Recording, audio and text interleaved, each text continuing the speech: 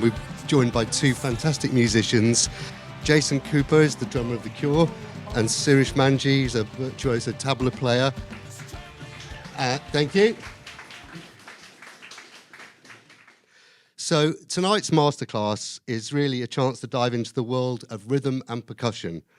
So to get us started, Jason will be playing live drums on top of 3 Cure tracks. So you really get a chance to hear exactly what the drums are going to be doing.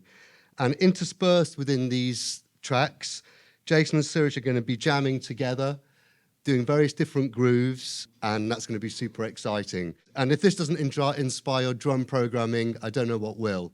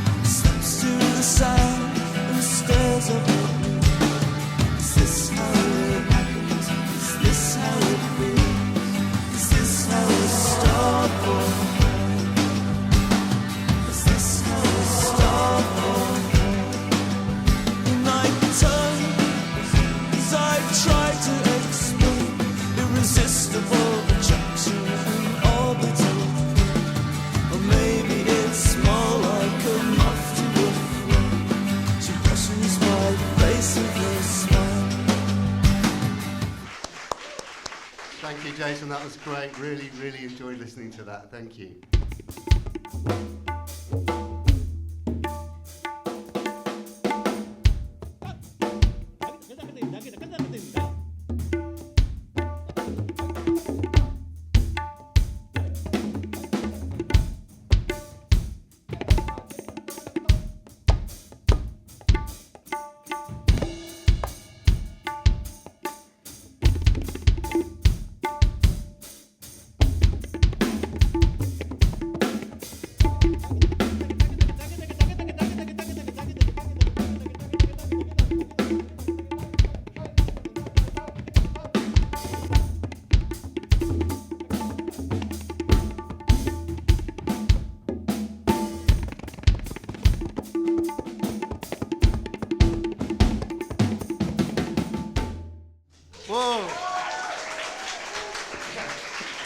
I want to say thank you so much for joining us here at Point Blank. It's such an honour to have you here.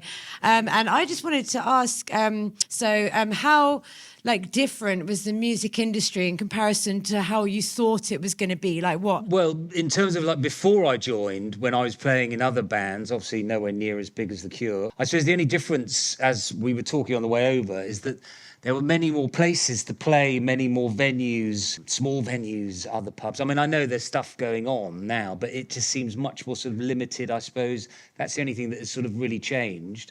And then, of course, there was the whole kind of streaming thing that has occurred that has totally changed everything. To do music now, to kind of get a scene going, or other venues that maybe have nights of whatever it is. I mean, not just open mic nights, but other, musical places where people can go and see music. I think that's the only thing that has changed. I think COVID changed a lot of that stuff, but I think people are desperate to sort of go out. How did you find your sound in the beginning? How did you find that evolving over time and the, of course, connection with the other bandmates and the audience? When I was young, 13 or 12, I was 17 Seconds, which is the second album came out. I was very into that. So I was really familiar with the drums.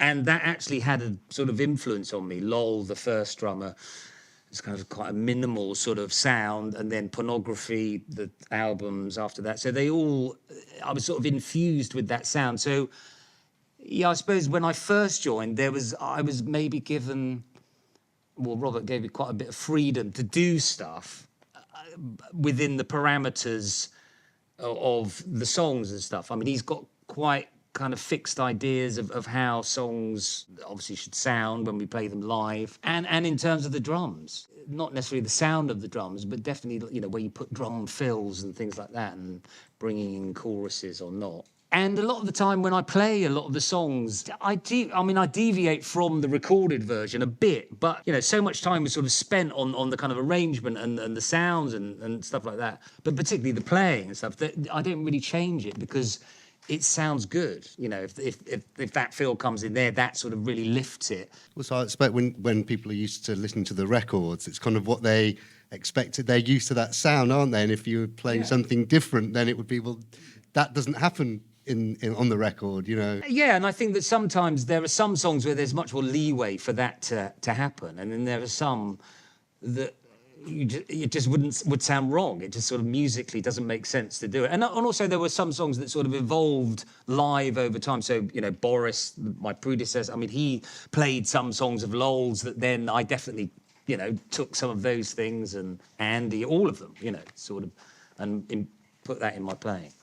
When it comes to new ideas and different patterns and different time signatures, what sort of mindset do you have to put yourself in? Well, for me, it's just being open to what is around me, influences, listening to other things. If I'm playing with other people, just being open. I think that's all, and not being kind of fixed in your own. Obviously, I have definite. I'm sure you can hear when I'm playing. There are certain rhythms I always go back to sort of playing, but you're always trying to do something else, and just being open to what it is, what is around you. It's when you get to practice all that, we all make mistakes, but then we cover the mistakes. You feel inside it's there, something is there. It's not about that I am, but it's just about there's something there. It just comes and it just and it's just giving you, and you're just giving back, you know.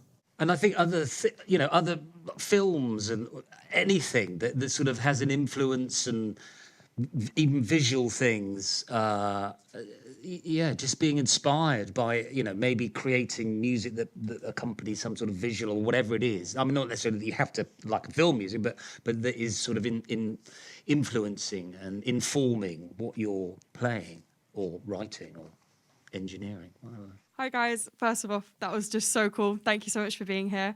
I had a similar question, but to follow on, do you have any tips for like anyone beginning to try and play the drums? And where do you get most of your inspiration from? Sorry.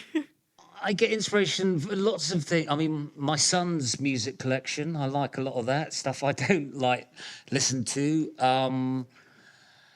And I just have my old favourites that I'm still trying to work out how they do it. I really love jazz. I love Elvin Jones and Art Blake and those kind of guys. I mean, not that I can play anything like that, but I love that that really inspires me. And when I was younger, I suppose I just like to watch drummers. I mean, I was lucky that when I was young, I saw my dad took me to see Frank Zappa and Captain Beefheart. I don't know if you're familiar with any of these people, but they have some quite sort of extreme drumming, not in that it's quite out there, and so I kind of return to those sort of old things, I suppose, and just get in, just doing a little bit every day and trying something different. I think that's the thing, and I didn't really do that so much as when I was young. When I was young, I played in pubs and did all that kind of. I never practiced paradiddles and things like that.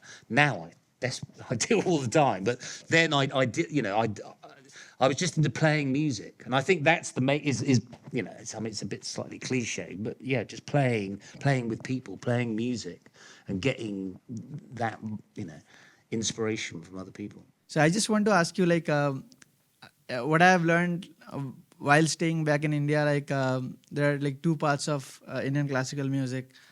One comes from the North Indian, and other is South Indian. There's the conical kind of thing. Which one of the playing are you influenced more?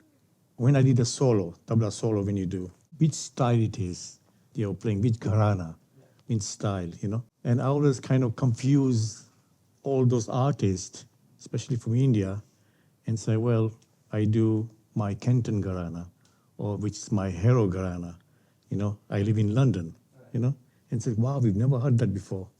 I do all kind of mixed style.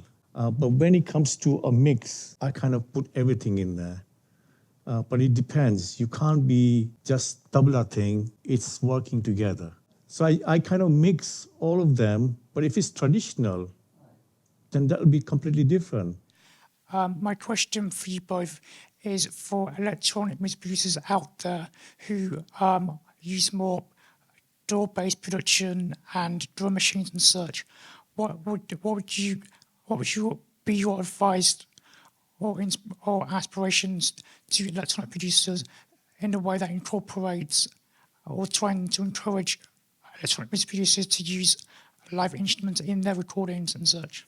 Get a live player in, get them in to play, get them to and record them and chop it up or whatever you're going to do with it, and use those sounds and just incorporate it. I think that's the interesting thing. I think people were doing it with electronic music and taking some really strange, Aphex Twin and those sort of people, like that kind of, not just kind of normal snare and kick sounds or whatever it is, just all kinds of things that all make, it just makes the whole tapestry of the sound interesting.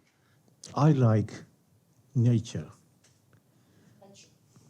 The nature, nature. Its sounds are everywhere. Look, I went like this. That's the sound, right? All that. All that, everything on the floor as well. Wherever it is, if you touch something, there's a sound. Yeah. Incorporate that. Bring something from there. Question for Jason.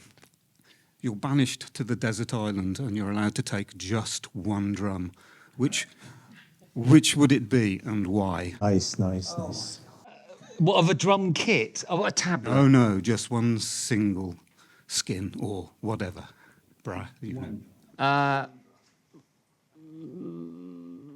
I I would take. Oh my god.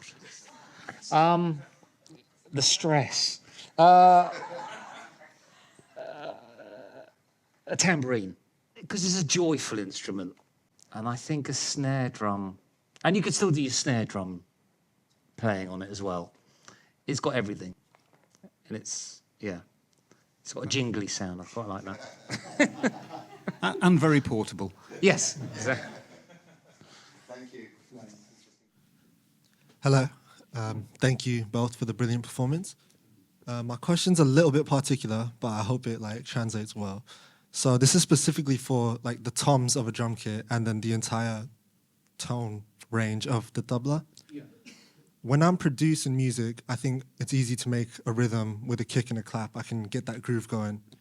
But for those in-between notes, when you play with your hands or drumsticks, it seems almost like there's infinite possibilities, almost random. But the musical sound is so coherent with the toms, and it's there's only one tone here, another one here, another one here. The tabla has very distinct tones. When you're in between the kick and the clap making grooves, do you have any advice or natural sort of instincts you have playing the toms or the tonal areas to get that natural groove coming out? Tune them high, tune them like a jazzy sound. That always sounds best to me. I mean, these sounded lovely, but I don't sound anything like that. They're much higher pitch and much more sort of resonant, more like a jazz kit. And that to me sort of translates always better than a kind of more of a rock sound, I think. It comes at a different frequency and so other stuff can kind of sit below it more. So if you are playing toms, it doesn't really interfere with the bass or the kick drum. And it can kind of colour that spectrum, then leaving the other stuff free. And then you haven't got the cymbals taking up everything else. So, yeah. And, yeah. In terms of rhythm, do you find yourself playing a different, not necessarily polyrhythm, I don't know what the right word is, but instead of the basic, 1, 2, 3, 4 of the kick and the snare? Yeah. Playing sort of triplets or other patterns you I've find? no idea what I play. I mean, I know sort of. There must be samples out there where you get, because when I'm hitting that kick drum, everything you're hearing sort of everything else, and then it's kind of even coming off me, my body being there, and all kinds of other sound characteristics that are really influencing what actually you're hearing. So I think in terms of programming, if you're just get some toms and play them. And then, because then you'll get that sound. Or even a kick drum, if you're playing and then moving it around, but you'll still get that sort of resonance. Hi. My question is about when you were both playing, I was noticing the communication back and forth of it was coming together. At times it was almost like you were both reading each other's minds. I just wanted to know, for communicating with musicians in that way, is there any specific factors or skills that you pay attention to in order to have that harmonious relationship with your fellow musicians or band members? Communication. Yeah, just listening. I mean, I'm listening to what he's playing or whoever I'm playing with. I'm just listening. And the more, and sometimes even stopping altogether or feeling the kind of listening to what is going on, and create space. Create space. Yeah. Listen to each other, And being in the moment of trying, Right. sort of more just sort of hearing, because I think there is a tendency sometimes, especially with drummers, and I love flashy drummers more than anything, but sometimes drummers like to sort of get their bits in, and sometimes that can fill in the space, which I think sounds great sometimes if it's Steve Gadd playing or someone like that. But I mean, it's more just listening. That's sort of what works for me, and looking. I was just wondering what kind of your biggest tip in terms of making a groove that sounds good or any kind of drum sound. What do you think you personally listen for or kind of go for when drumming and making something you think will be successful? If I hear myself back and I think that it sounds good, it's usually, I mean, if I was to analyse it, which I try not to do too much, I mean, unless it's wrong, and then I think, the great session drummers that I loved listening to when I was younger and stuff, and now, you know, I think if you were to look at their timing, you know, their kick drum is absolutely like on the beat, but everything else is a bit late. And I kind of don't think about that, but that's sort of, to me, what when the groove sounds right. If the snare is too like on it just doesn't sound quite right to me. And again, that's not a sort of like a conscious thing. All the great drummers, John Bonham, all these people, they have something between their kick and their snare that makes that sound right. And usually, if you actually were to put it down, which is pretty impossible because it kind of goes all in terms of a grid, you couldn't really see, but it's usually that the kick is right on it. So there were brilliant questions. And do you want to say again, gentlemen, thank you so much. It's been a real honour. And I really enjoyed listening to what you said and listening to you play. So thank you very much. And thanks to you guys. Thank you.